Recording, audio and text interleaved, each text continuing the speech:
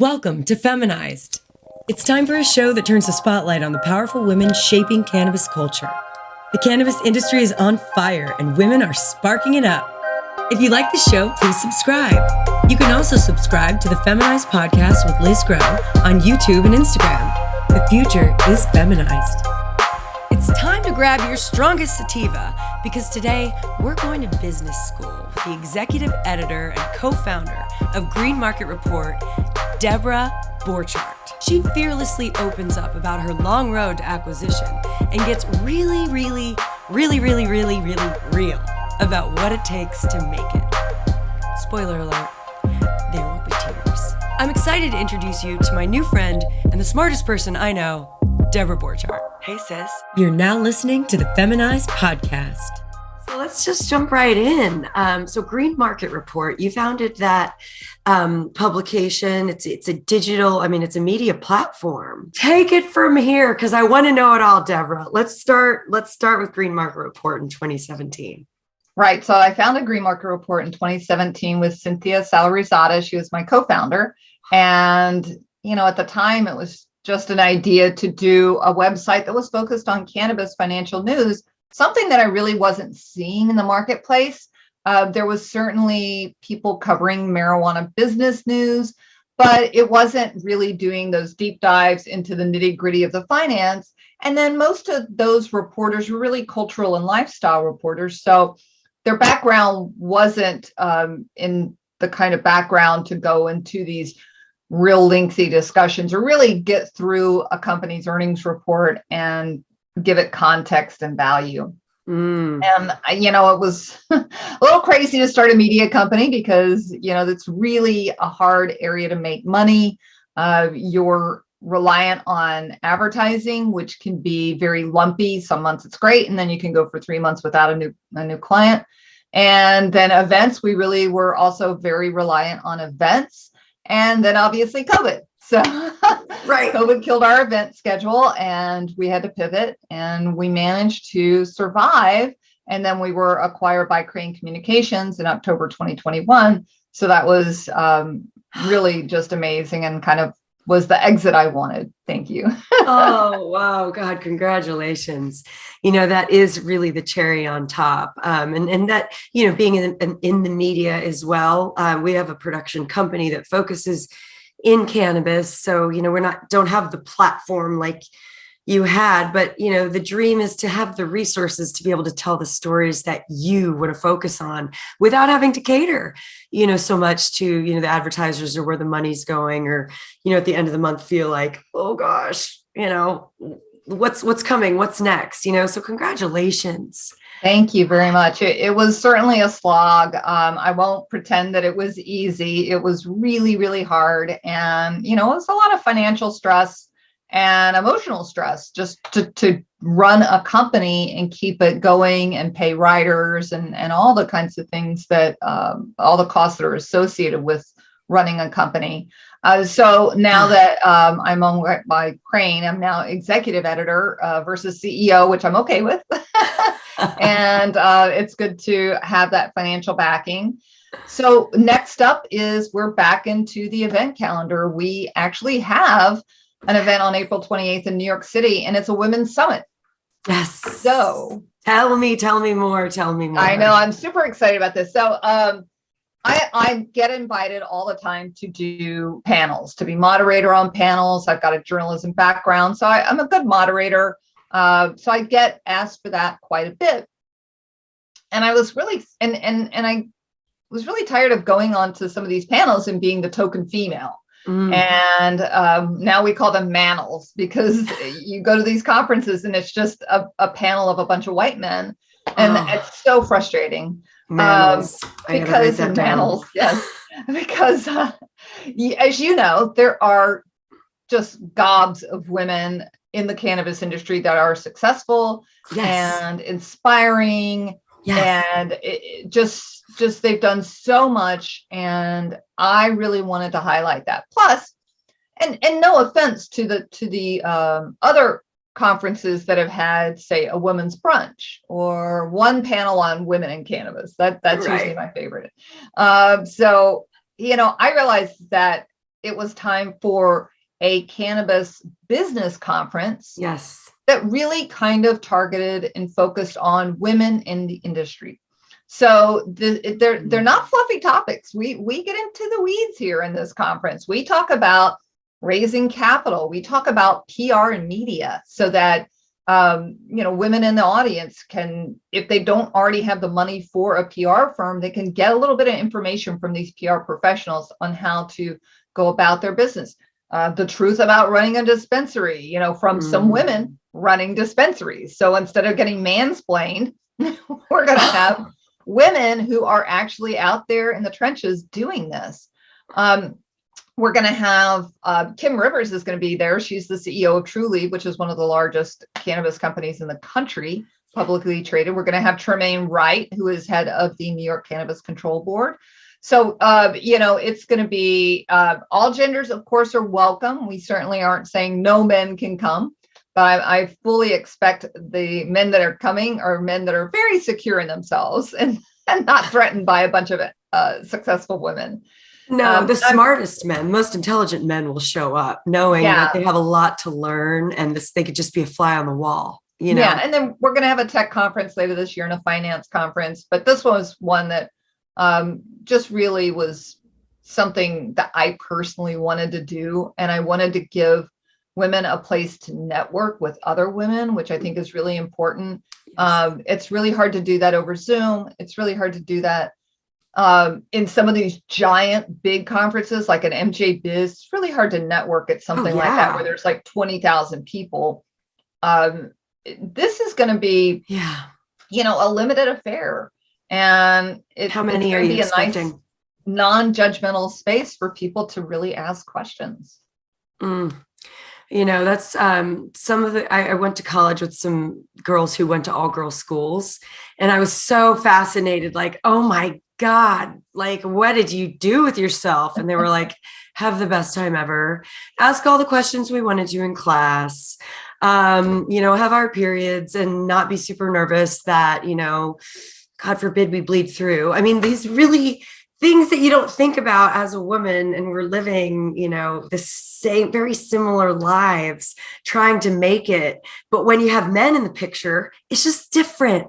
The conversation is just different. So I love this idea of a women's summit, and its focus, is it B2B? I would say it does feel very B2B. I think it's mostly women that are in the industry and really kind of looking to do that networking and get that additional information. I'm sure there will be some, I hate to say the word newbies, but maybe kind of curious coming to learn more. But certainly, my world and my circle is mostly people within the cannabis industry. Right. And a lot of them were just like, I'm just excited to go and see all the other women that are in the industry, and kind of like what you were saying earlier about kind of being on your own. Like, so many of us were working so hard, so many hours, that we just end up in this silo of people that we're associating with, and we don't really get out as much. And I think this is a chance to not only learn, but network, get out, see other people, and make some great contacts. Maybe get some business deals done. Oh my God. That really happens at these things?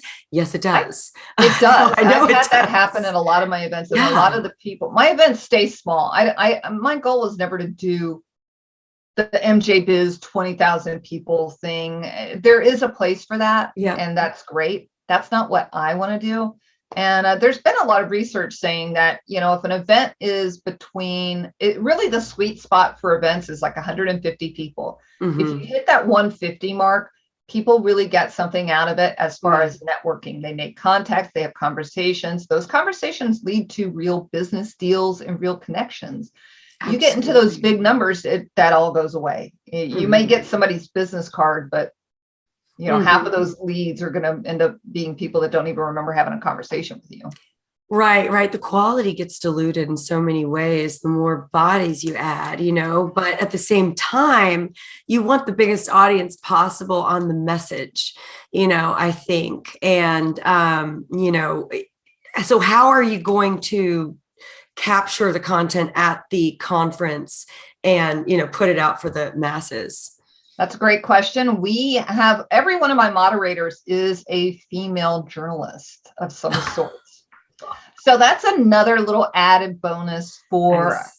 for the attendees and for the sponsors and panelists, is they get to meet journalists. And that's a really hard thing to get to do. You might email them or call them, but you know, this is now you can, like, you know, eye to eye with a bunch of journalists, and that's really invaluable. And then we're going to be videotaping every one of the panels. So those videotape panels, and this isn't going to be just a camera at one spot. I've got a team that's going to be doing, you know, camera switching and editing on the fly, so that we can then repost these videos on our YouTube channel. But then also the people on the panels can get a copy of this video. They can put it up on their website, so they get some new content, something that's really, you know, fresh and positive for their own use. And so that's kind of exciting too. Definitely. That's so valuable. I know. Because another thing that we tend to lag behind in as women is promoting ourselves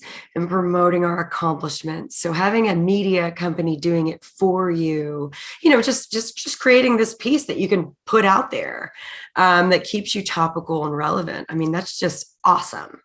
Often, and you know, as you've probably seen at a lot of these conferences, again, it's often the men at the top of the company, the male executives, they get all the attention. So this is really a chance for maybe a really top important female executive in the company that might not be the CEO. Maybe she's the head of marketing, maybe she's the COO, but often those other C-suite roles don't get the attention that they might deserve. So this gives them an opportunity to really highlight some of their female executives. Yeah, that's a great point as well, because, you know, as consumers, we're definitely, and especially cannabis consumers, I think we're looking, you know, a lot more closely at the companies that we're doing business with and giving our money to. And if you don't have a woman, you know, in a position of leadership, your feminine and masculine energy is just out of balance. And why would I want to work? Why would I want to give my money to a company that is being run by a whole group of people that don't necessarily know how I think or how I feel? They're just making a lot of assumptions. Yeah, it's like I'm sick of that. You'll find this amusing. I actually had a company want to be a sponsor, but they didn't have any female executives that they could really send to the event. So could I give them maybe a discount since they didn't really need the tickets? And I was like, I think you're missing the point here. And it was a little shocking. And I said, you know what? Why don't we save you for another event? Like, yeah, let's just save you for another event. This isn't the event for you. Yeah. But you know, God, clueless. But you know, we are all working so hard, not to, you know, malign dudes too badly, but we're working so hard, and we're all working hard, and it's tough to make it in this industry. I mean, you know, Green Market Report. You started in 2017. How did you get there? What's your journey there? Yeah. So like I said, when we started, so here's the thing. Here's the how the sausage is made. When you are trying to sell ads on a website, the first thing that the person who is spending that money is going to ask is, what are your page views? How much am I going to get per click? That's the metric that they measure by. So when you're a new website, you often don't have big page views. They're pretty crappy. So nobody wants to advertise with you. Well, this was something I've always worked for other companies, so I didn't really get that when I started doing this, and that would have been helpful to have known that.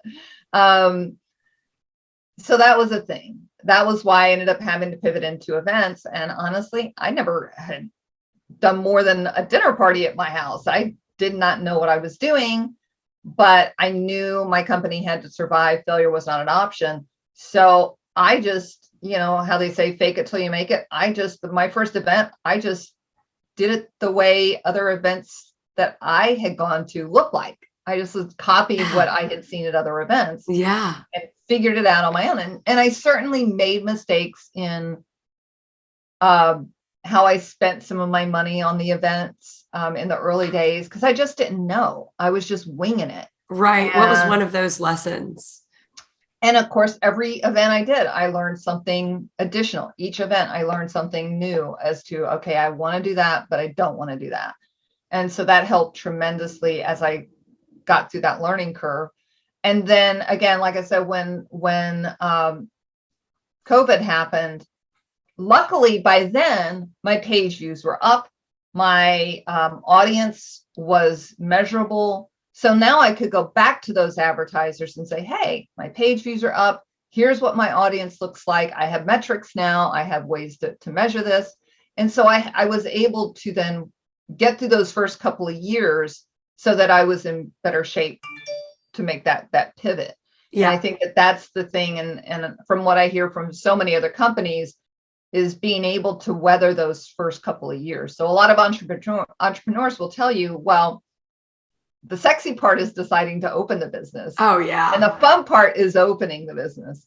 When you hit that 6 months, when you hit that year mark, that's when it gets real. That's when the fun wears off. Yeah. The savings starts to dwindle. Yeah. The runway starts to get shorter. Mm-hmm. And I write about companies every day and every week. And I often see this, even in the really, really big successful companies, that they just literally run out of money, or they spent the money in wrong ways so that they either took on too much debt. Right. And now they were just bloated with debt, or their expenses were way too high. And the money that was coming in wasn't enough to keep paying for the operating expenses.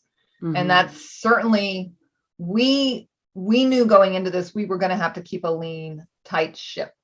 And so we did not raise funds. We toyed with it a couple of times.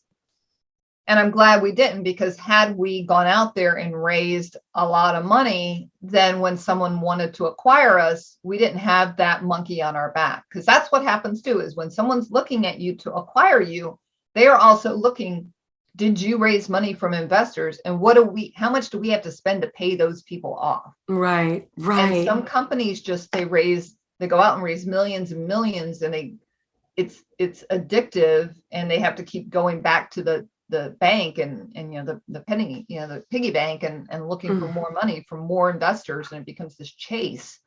The problem is that if you build that up too high and your revenues are still kind of stuck down here, when someone looks to acquire you, they're just gonna pass you by. You're just gonna be pushed over on the spreadsheet to the side of it's gonna be too much money to acquire them because they have too many investors.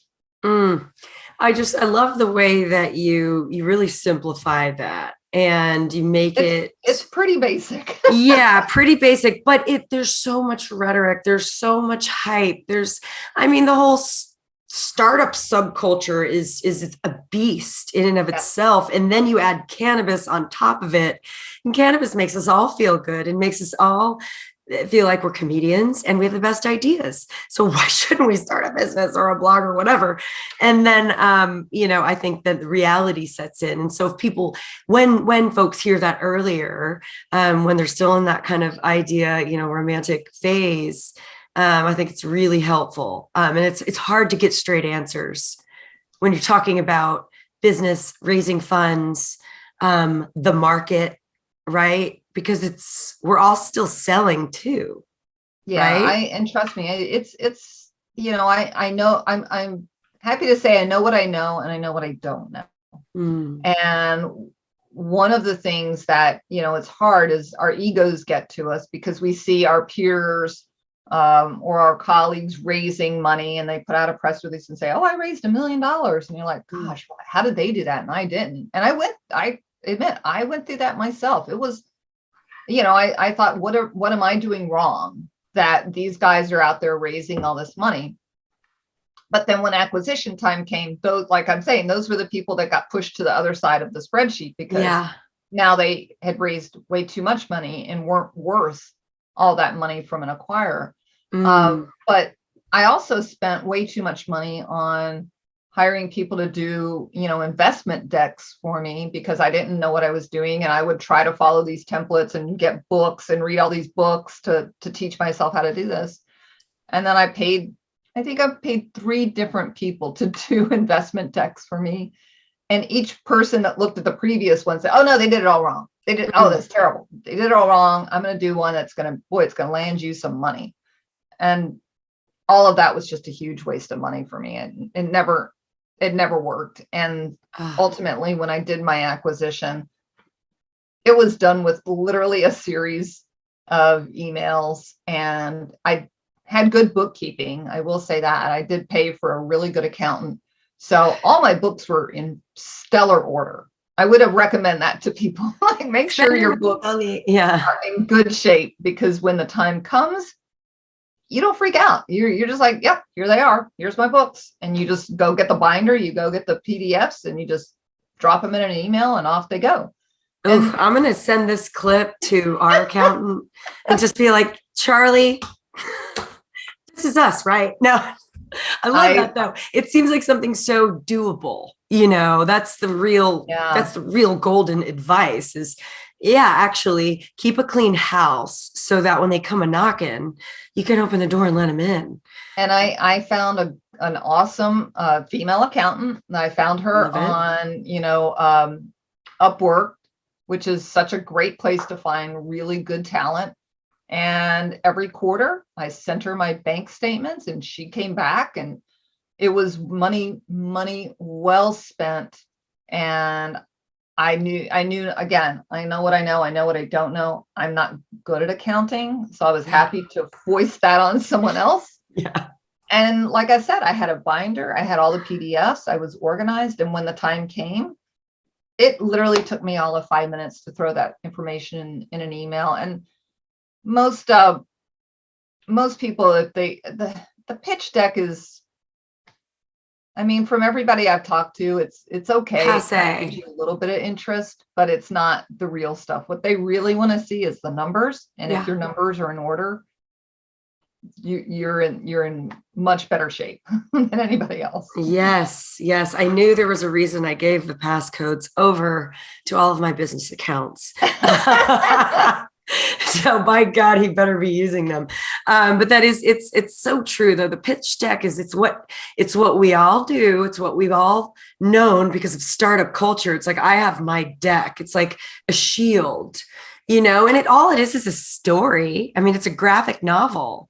I could put anything I want in my pitch deck. It is a conceptual document, and I did use a deck so Grow House Media, we're a production company. A lot of our revenues and services, shooting events and things and doing commercial work. But we do have a docuseries that's now, we're trying to sell it for distribution. And we shot that in 2020, and we raised money for that docuseries. And that was a really awesome experience, exercise. It wasn't anything I was, I think, foreign to, just because I'd worked in startups and tech. That was my career before moving into starting this production company with my husband, who is a producer. So I made a deck for Big Texas Hemp. And it was so fun because I knew what bullshit decks were. There's a shield. I have my deck. I'm ready to send it. But it was really fun making a deck about a creative endeavor that at the end of the day, this is an art project. And what you're doing is investing in the vision. And we're going to tell you, we're going to paint this canvas and it's going to hang in this gallery. And because of that, this is the return on your investment. But again, it's a deck. And it's exciting to track to those numbers, but I don't know. And I warn people, those decks get passed around. I had lots of people pass decks to me to take a look at, and all those things that people, confidentiality agreements that people sign, it's a bunch of BS because people just email those decks around. So you have to be really careful about what you're putting in those decks, because I was seeing other people's decks and going, they're spending how much on traffic enhancement, as they called it, which was buying page views.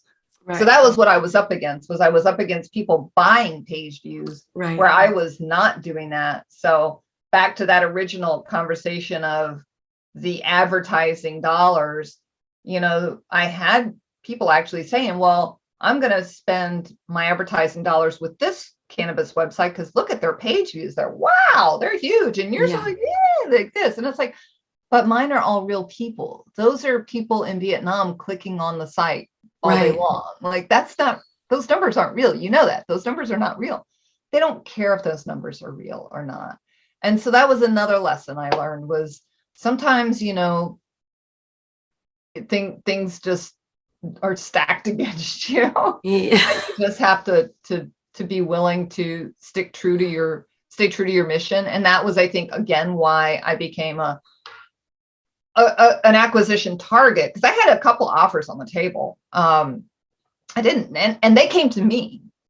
So that's the other thing is you want to have such a good product that you're not out there shipping and trying to sell your product to people. Right. You want them to come to you, because that puts you in a position of power.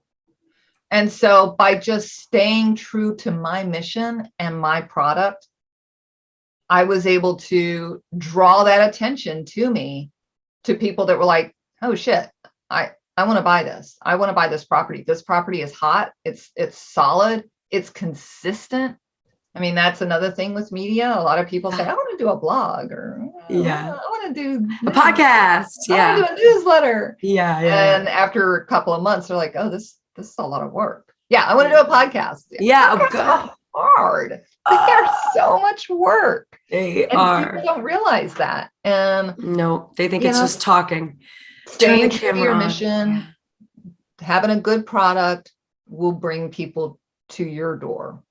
And that's the position you want to be in. And I know that sounds cavalier to say that, because at 4 years, I was, and I had many tears that rolled down my face at how hard it was.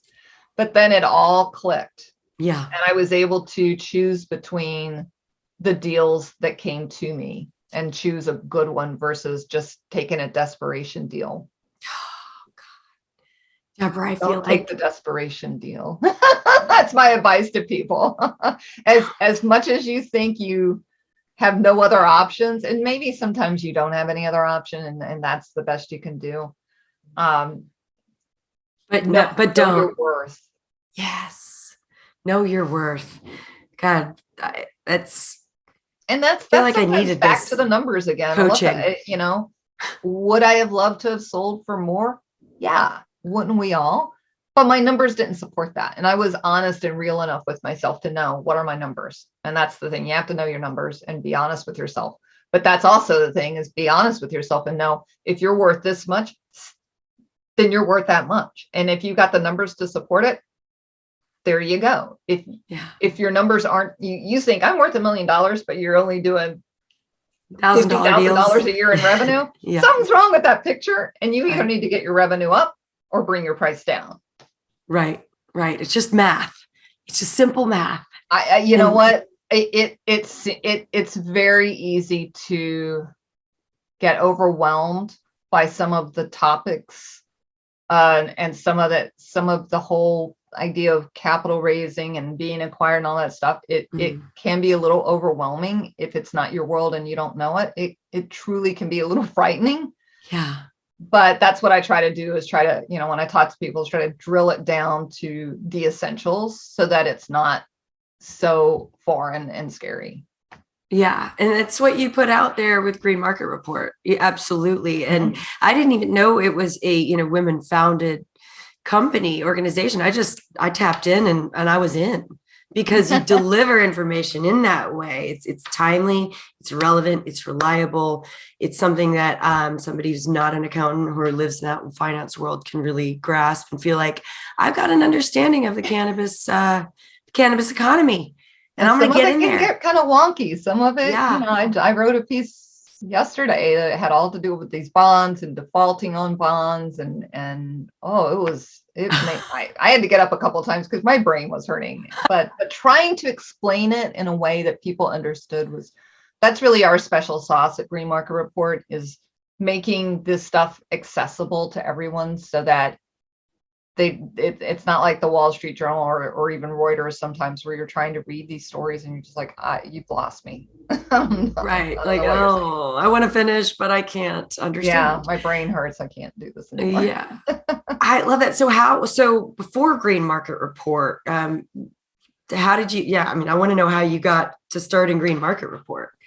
Sure. So my background actually was in business. In the business world, I worked on Wall Street for many years. I worked at Bear Stearns. I was a vice president there. So talk about Wall Street bro culture. That was it. And I just got to a point in my career there where I felt like I'd done all I could do. I wasn't moving up anymore. The job that I had enjoyed, which was talking about the markets, they had to eliminate that when this starts to get into wonky securities world stuff. But Elliot Spitzer, when he was the attorney general in New York, did this whole like Reg FD, which is fair disclosure, about equity research reports and the market and what could be said about them. So anyway, I worked talking about markets within that world, and that got taken away. I couldn't do that anymore because of Reg FD. So when I got to a point where I was really unhappy in my job and such, I started thinking, what was the one job that I had that I really enjoyed? Well, I really enjoyed that. And I thought, I could be a finance reporter and go and make that my living, talking about the markets. Heck of a deal. And I did have a creative background. I had a background. I used to write plays on the side. I did acting on the side. So I did these side hustles of acting and writing. So it wasn't a big lift to switch into that. So anyway, I got my master's degree at NYU, which was really hard. I had a young child at the time. I was working full time. I was getting up at 6 a.m. to be in the city at 7. I was going to school at night. I wasn't getting home until like sometimes 10 or 11 o'clock at night. So it was a slog, but I did it. And I know nothing comes easy, you guys, nothing. And then I started working at thestreet.com with Jim Cramer. That was my first job after getting my master's degree. In communications, it was business and economic reporting. Economic reporting. God, that's awesome. Okay, so you were ready. It was half journalism and half Stern Business School, which was, oh my God, some of the hardest business classes I've ever taken in my life. I cried at some of those classes. It was so hard. And then I started writing about cannabis at the street, but it was mainstream media, which really doesn't care so much about cannabis back then. And then I left, I got poached by another company. Within 3 months, they let go of the whole team that I was hired to work with. So there you go. Great stuff. Okay, yeah. Yeah, I left a dream job for another dream job, and then it was gone. So I was freelancing, writing about cannabis. I was making no money. And that's when I was like, something's got to give. Something's got to change. And I thought, if I'm going to write and not make any money, I might as well do that for myself. Yes. And that's when Green Market Report came about. Oh, God, I love that. I love that. It's just because you loved it and you were following that path.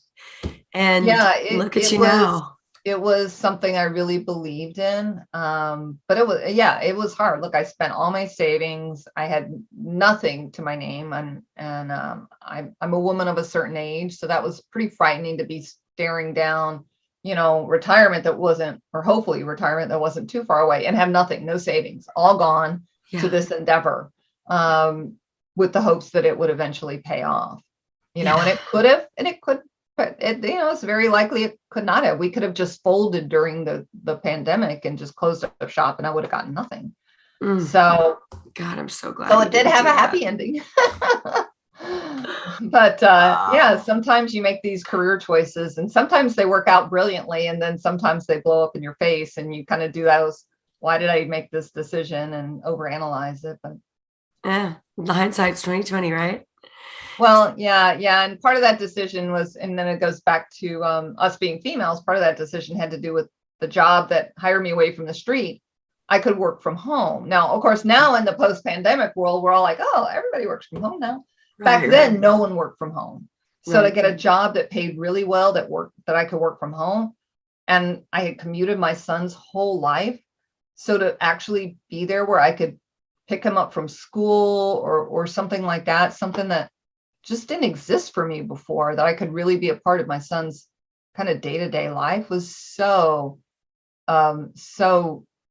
desirable. And then 4 months later it was taken away. Oh God. So and you were like, you know what? Screw this. I'm going to do what I want to do, and I'm going to create my future. I had to make my own future. And sometimes that's what Yeah. happens, is we have to take our future into our own hands and not rely on other people. We have to make our future. And that's what I had to do. Was failure wasn't an option. I had to make my future. And that's what I did. Oh, what an inspiration. Wow. So I'm really, really excited to meet you in person. I am trying my hardest to get to this Women's Summit. It's really about, parenting and juggling that stuff. You know how that goes. Yep. And as women, we definitely tend to choose our families, and, we're the caretakers and caregivers. But we can't miss out on opportunities that are, that will further our careers and further our life and our satisfaction in our lives, right? And so it's having to constantly make that balance, or it's a balance. And sometimes the kids went out, and sometimes the job wins out, and Yeah. we make these trade-offs. We're always making trade-offs on that. But I will say, with grabbing your future and taking control of that.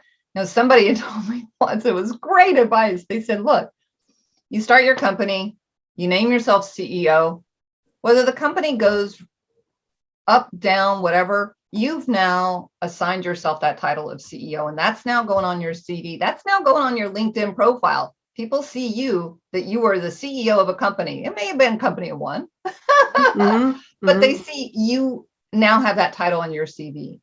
And that's really, really valuable advice that was given to me. And I didn't see that. I didn't recognize how valuable that was. It's really valuable. So sometimes if you feel that you're stuck, you can't seem to get your career to move forward, you're not able to move higher, sometimes that's what you have to do, is if that's how you see yourself and you think nobody's recognizing you for being smart or a leader or a manager or whatever, take control of that narrative and spin that narrative in your favor. Yeah, tell your own story so that you Yes. can set your own path. You're not living anyone else's future anyway. When you think about it, you could either be caught up in the tide and do what you think you're supposed to do until the day you die. It's still no one else's future but your own. Mm-hmm. So let's, make it something that we can look back and be proud of, making those sacrifices. I can certainly relate to that. And it feels good to be at this age and stage in life where you're looking back and you're like, fuck yeah, I did that. God, that was crazy. And everybody thought it was insane. And I was judged really harshly for it. And still am by some people, but man, fuck yeah. Yep. People told me I was throwing away my journalism career by choosing cannabis. Wow. And they truly believe that. And at the time I thought maybe they're right, but this is the path I'm taking. So it's my career, not yours. Yeah. Wow. That's incredible. So, Debra, all right. I asked my guests the same 3 questions. So if you will indulge me, first question is, tell me who is in your dream smoke circle, dead or alive, 3 people. Dream smoke circle. Ooh. That would be John Belushi. That would be, oh gosh. Good. Oh, these are good questions. Trying to think who else. Tell me why John first, while your brain is I know. While the gerbils running on the wheel there. Why John? Just because I've met his brother Jim several times, and some of the things that he's told me were pretty amazing. Yeah. Chris Farley. I like Chris Farley. Holy shnikes. And yeah, he would be, oh my gosh, he would be, I know I'm picking funny men. And I would say I'm going to go a little like deep into history, and I'm going to take a Sarah Bernhardt. I'm going to take an actress from back in the day. And a lot of the actresses back in the day did smoke cannabis, because actors were considered kind of low lives and all that kind of stuff. So I'm going to throw a woman in there, a woman of history. But yeah, I actually was an extra on Saturday Night Live a few times, and I did a scene with Chris Farley. So, and it's sad that he's not around, but, I know. And then of course, Jim, Jim said so many things wonderful about John, and he just seemed like such an amazing talent. So sad that he's gone. Oh, I know. Oh God, no, I love that a smoke circle where you're laughing and your fellow actor pals. That's so cool. You were on SNL. Man. Yeah. It was with Chris Farley. Bucket for sure. Good bucket list item. Yeah. It was an amazing experience that not a lot of people get to do. Yeah. Awesome. All right. So question number 2. So what other woman in the cannabis industry is inspiring you right now? That's an easy one. I got to say Rosie Matteo at Matteo Communications. Rosie and I, listen, when I start Green Market Report, she was right there with me, and she was a solo PR person out in Seattle, just like, I think I'm going to start, promoting cannabis companies. And she and I just immediately hit it off. We started working together, and now she's got over 60 employees and an office in LA, an office in New York. She's got amazing employees. She's doing all these different things with her Confluence agency, and they just set up this media company with Madison Fiore. So it's like Matteo Fiore, and I'm just amazed at what she's done in such a short amount of time, and applaud her and all she's done for the cannabis industry and for the women that she's hired. And support. She's a big supporter, has always been a big supporter of Green Market Report. So incredible.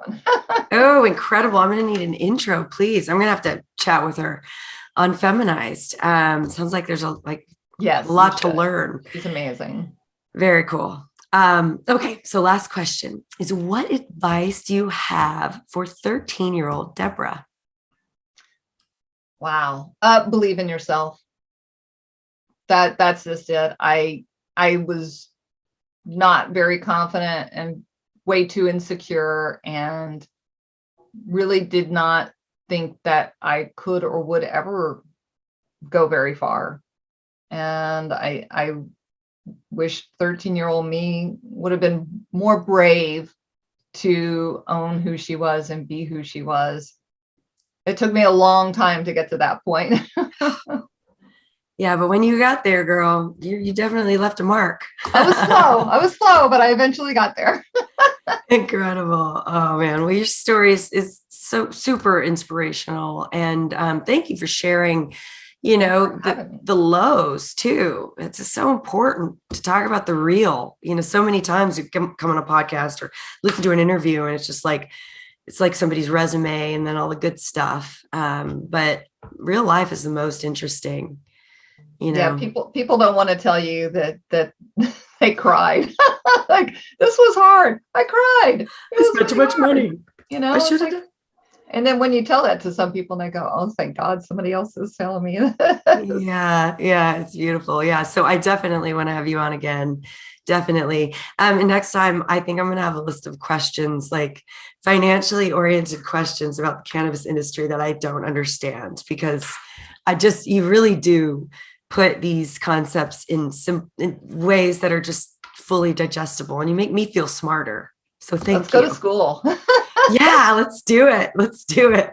Lord knows you've been to school, man. Stern school. Business. Do you still have bad dreams about some of your business classes? Oh my God. I had one class that was so, I'm not even joking. When I was doing the homework, I asked my husband if he could just help me. And he was like, I don't know how to help you with that. I wept because I was like, I'm not getting this. And then I remember the final exam, I did it. And the teacher's comments were something along the lines of, your answers might not have been exactly correct, but I know you get the concept. And so nice. she gave me decent grades because of that. And thank goodness for that, because I was like, I'm not good at it. It's funny because I write about finance. I'm actually really bad at math, but I'm really great at financial concepts. So yeah, very odd, but have me do math formulas. I can't. It's like a weird language to me. So yeah, I learned my way around it, but yeah, Stern was crazy hard. Wow, you did it. You did it. You did it. You did it. And you have the diploma to show for it. So yeah, again, thank you. Thank you. Thank you for joining me. Thanks Debra. for having me. It was a joy. God, thank you.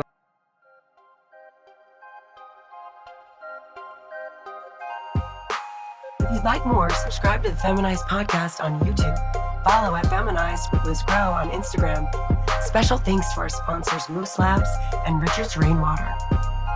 The Feminized podcast is a Grow House Media production, created by Liz Grow, produced by Patrick Pope and Tanis Ray, with original theme music and audio mixing by Q at Q to King Productions in New Braunfels, Texas.